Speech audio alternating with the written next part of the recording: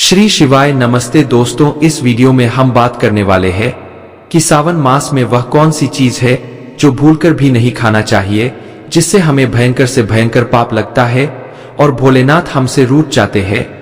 इस माह में भगवान शिव को प्रसन्न करने के लिए शिव भक्तों के द्वारा विधि विधान से पूजा अर्चना की जाती है। साथ ही सावन सोमवार का व्रत रखा जाता है। इस पूरे माह में देश भर के शिव मंदिरों में भक्तों की काफी भीड़ देखने को मिलती है। मान्यता है कि जो कोई भक्त सावन माह में विधिपूर्वक पूजा करता है उसे महादेव का आशीर्वाद प्राप्त होता है। सावन में सोमवार का व्रत रखने से अविवाहित लड़कियों को योग्य वर प्राप्त होता है और शादीशुदा जातकों का वैवाहिक जीवन सुखमय होता है। सावन सोमवार व्रत से व्यक्ति के सभी पाप नष्ट हो जाते हैं। हिंदू धर्म में भगवान शिव शंकर को सभी देवों में उच्च स्थान प्राप्त है, इसलिए वे देवों के देव महादेव कहलाते हैं। शिवजी की कृपा पाने के लिए सावन का महीना सबसे उत्तम माना जाता है। ऐसे में इस माह आप उनकी पसंदीदा चीजें अर्पित करके शिव शंभू की कृपा पा सकते हैं। दोस्तों, ऐसे में हम जानते हैं सावन के इस पवित्र महीने में कौन सी गलती नहीं करनी चाहिए जिससे कि शिव नाराज न हो। और सावन व्रत में यह फल तो कभी मत खाना, नहीं तो भगवान भोले बाबा आपसे क्रोधित हो सकते हैं, आपका व्रत टूट सकता है। आइए जानते हैं कुछ ऐसी सावधानियां जिसे भूलकर भी नहीं करना चाहिए। दोस्तों, नंबर 1, बड़े शास्त्रों में कहा गया है कि व्रतधारी को उधार मांगकर फल आदि नहीं खाने चाहिए, इससे पाप लगता है और व्रत अधूरा रह जाता है। सोमवार का व्रत हो या कोई भी व्रत क्यों न हो, पड़ोसियों से मांगकर भी व्रत आदि में फल वगैरह नहीं खाने चाहिए। व्रत में उधार मांगकर खाने से व्यक्ति का झूठा हो जाता है। ईश्वर की शरण में आने पर व्यक्ति को झूठ नहीं बोलना चाहिए, कर्ज नहीं लेना चाहिए, चुगली आदि नहीं करनी चाहिए, उधार मांगकर भी नहीं खाना चाहिए। अगर आपको कोई अपनी मर्जी से खाने के लिए व्रत में कुछ देता है तो उसे आप खा सकते हैं, लेकिन व्रत में कम से कम उधार मांगकर फल आदि नहीं खाना चाहिए, इससे पाप लगा आता है और व्यक्ति की पवित्रता भंग हो जाती है। दोस्तों, नंबर 2, लोग सोमवार का व्रत हो या सावन का व्रत आपको नाश नहीं खाना चाहिए। दरअसल इस फल का नाम नाश यानी नाश करने वाला होता है, इसलिए इस फल को व्रत में नहीं खाना चाहिए। व्रत आदि को छोड़कर किसी और दिन आप कभी भी खा सकते हैं, लेकिन अगर जिस दिन आपका व्रत हो उस दिन नाशपाती का सेवन नहीं करना चाहिए। भगवान को भी नाशपट्टी नहीं चढ़ाना चाहिए। नंबर 3, कुट्टू का आटा खाने से भी आपका व्रत टूट सकता है। आपको बता दें, आदि लंबे समय से रखा हुआ आटा आपका व्रत भंग कर सकता है। दरअसल पुराने आटे में गुण आदि कीड़े वगैरह पड़ जाते हैं जो ठीक तरह से दिखाई भी नहीं देते। ऐसा आटा खाने पर दरअसल आप मांस का सेवन करते हैं और व्रत में कीड़े खाना घोर पाप के बराबर माना गया है और आपका व्रत भी भंग हो जाता है। व्रत में ताजा आटा खाना चाहिए। लंबे समय से रखे हुए आटे में कीड़े पड़ जाते हैं, ऐसा कभी न करें। व्रत हमेशा शुद्धता में ही रखना चाहिए। दोस्तों, सावन का महीना बड़ा ही पवित्र महीना माना गया है, इसीलिए यह 5 चीजें भगवान शंकर के पास कभी न रखे। तो चलिए जानते हैं उन 5 चीजों के बारे में।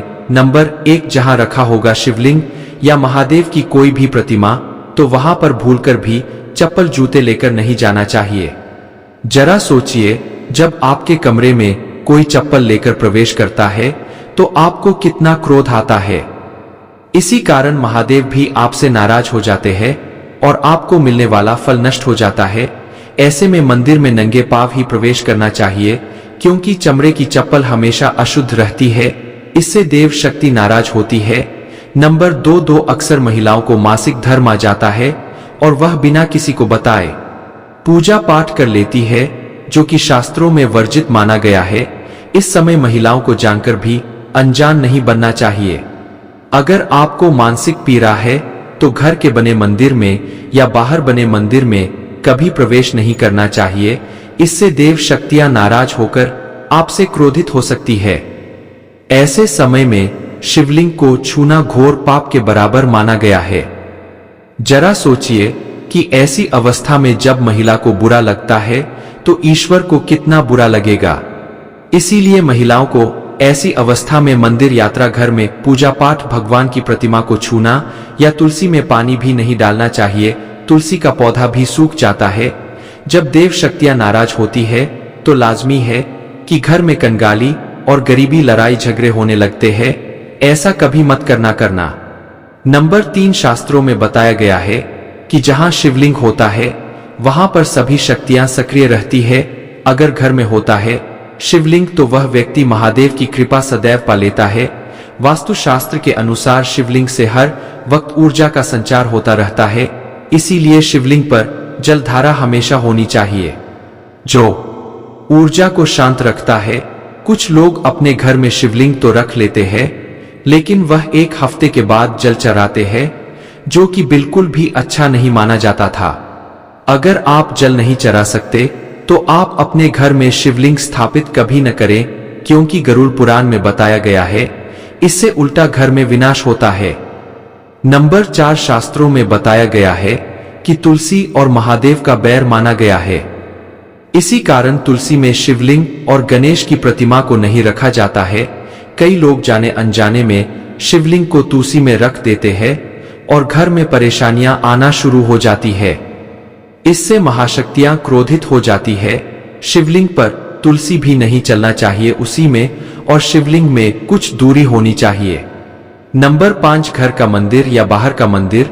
किसी भी मंदिर में ऐसे व्यक्ति को प्रवेश नहीं करना चाहिए जिसमें स्त्री प्रसंग अर्थात संभोग किया हो या उसने मांस खाया हो। अगर आप शारीरिक रूप से गंदे हैं तो मंदिर के आसपास भी नहीं जाना चाहिए। घर के बने मंदिर में कोई कपड़ा आदि डाल देना चाहिए।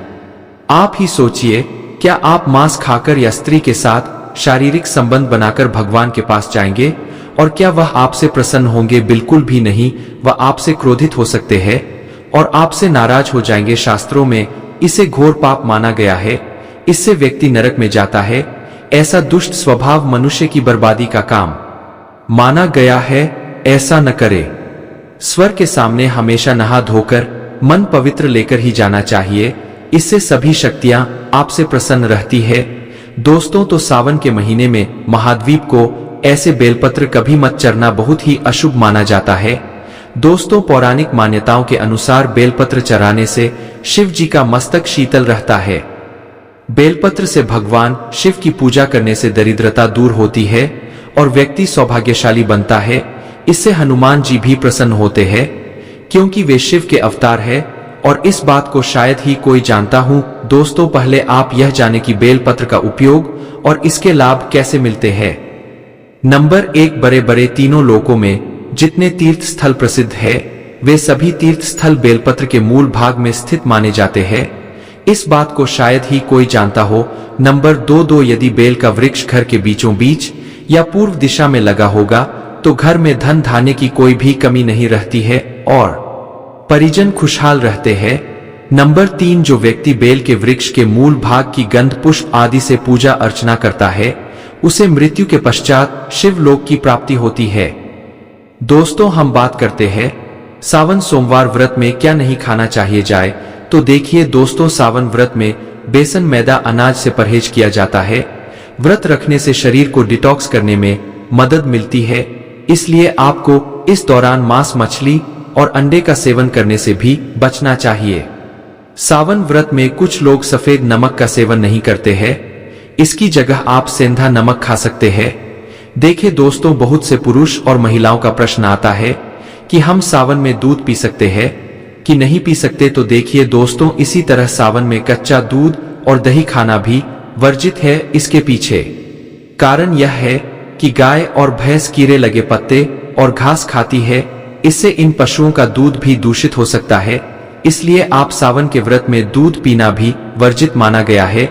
आगे वीडियो में हम बात करने वाले हैं कि सावन महीने में सुहागिन महिलाओं को यह काम जरूर करना चाहिए, जिससे उनके परिवार में सुख समय रिद्धि बनी रहती है तथा पति की लंबी आयु में वृद्धि होती है।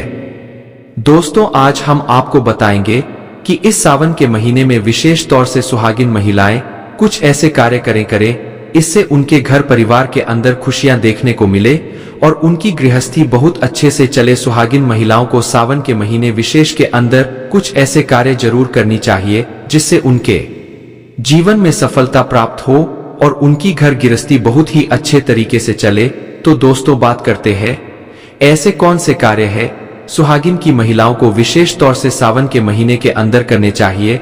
दोस्तों सबसे पहला कार्य है कि सुहागिन महिलाएं जब भी आप सोमवार का व्रत रखती है और सावन के सोमवार शिव जी को जल अर्पित करती है, सुहागिन महिलाएं बाल जरूर धोए। दोस्तों सुहागिन महिलाएं बिना बाल धोए सोमवार का व्रत नहीं रखें। सुहागिन महिलाएं अगर सावन महीने में सोमवार व्रत बाल धोकर व्रत रखते हैं तो उन्हें उनका फल या जो भी विषय में भगवान भोलेनाथ पूरा कर देते हैं। और दोस्तों कहा जाता है कि पूरे सावन के महीने के अंदर भोलेनाथ सुबह के समय में इस धरती पर माता गौरी के साथ का भ्रमण करने के लिए